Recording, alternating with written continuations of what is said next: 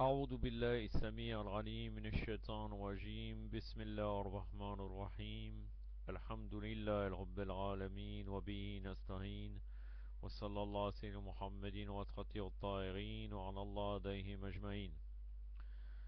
Conseil de lecture numéro 8. Là je vais vous présenter un lexique du Coran en langue française qui s'appelle le Coran thématique. Je vous le montre. Le Coran thématique. Classification thématique des versets du Saint-Coran. Contrairement à ce qui est marqué sur le titre, c'est un lexique, ce n'est pas le Coran en entier. C'est pour retrouver les versets désignant un sujet donné. C'est pour cela, c'est par thème. Donc en fait, c'est réservé surtout pour les chercheurs, puisque c'est pour ceux éventuellement qui voudraient faire certains discours pour trouver certains sujets, ou bien qui cherchent un sujet déterminé en essayant de chercher tous les versets qui concernent ce sujet. En même temps, nous sommes tous des étudiants, puisque l'imam Ali alayhi salam nous dit les gens se divisent en trois catégories. Al Rabbani, le savant emprunt de son Seigneur, Talib fi sabil et Najat, c'est-à-dire l'étudiant dans la voie de son salut, qui étudie pour son salut, et le reste qui est la racaille stupide, qui est manipulé par tout le monde, comme le vent, comme la feuille d'un arbre qui descend et qui n'arrête pas de tourner avec le vent. Bien sûr, Inch'Allah, tous les chiites ne font pas partie, de cette catégorie, donc en tant qu'étudiant, nous aurons besoin de ce livre. Je l'avais payé 30 euros à l'époque, je vous avoue que ça fait un long moment que je l'ai, ça doit faire peut-être 5 ou 6 ans. Là, c'était l'édition 2004 par édition El Qalam. El Qalam, donc là, il y avait uniquement une adresse, 220 rue Saint-Jacques, 7505 Paris, avec un email El Qalam, donc ALQALAME, collé avec édition EDITIONS @free.fr. Est-ce que l'adresse existe encore? Je ne sais pas, mais de toute façon, le livre existe ou bien sous un nom, peut-être sous une autre forme. Il est très beau, c'est-à-dire les paroles, les pages sont très jolies avec un très beau papier. La couverture est très bien.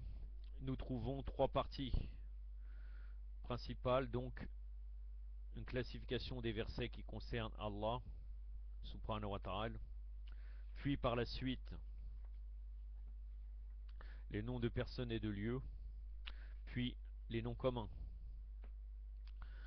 Bien sûr, c'est fait par les mukhalifin, donc il y a un petit problème par exemple, c'est qu'à un moment donné, ils citent dans les noms des personnes Abu Bakr, alors qu'il n'est pas cité nommément par le Coran.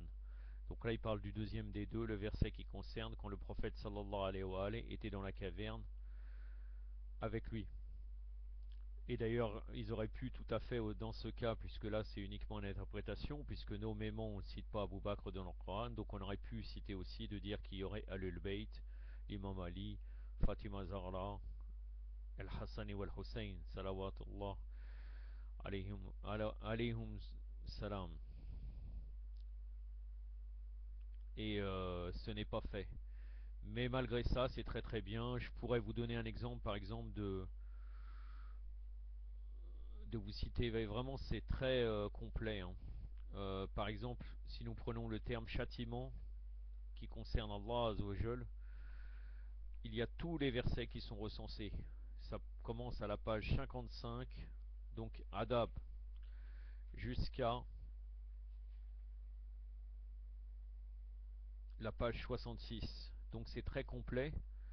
Donc même pour se faire une idée sur un sujet donné, nous pouvons retrouver tous les versets qui concernent ce sujet. Donc on peut avoir une idée vraiment générale de ce sujet. Par exemple, nom de personne et de lieu, obéissez au messager.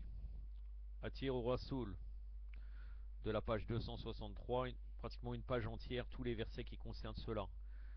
Dans les noms communs, on pourrait regarder par exemple, j'ouvre au hasard, peuple, Qom, ou bien Jean.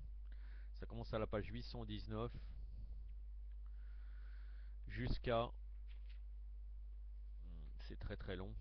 jusqu'à la page 826. À chaque fois, sur la gauche en premier, on voit marqué le mot en arabe, par exemple El-Qawma, puis marqué donc là en phonétique, puis en arabe, puis le numéro du verset, le numéro de la sourate, le verset, puis le début du verset en français, ou bien le verset entier quand il n'est pas trop long. Voilà, c'est très complet. Je vous invite à l'acheter. Je l'avais payé 30 euros. C'est un bon investissement, réellement. Et peut-être que maintenant il est un peu plus cher vu la cherté de la vie actuelle.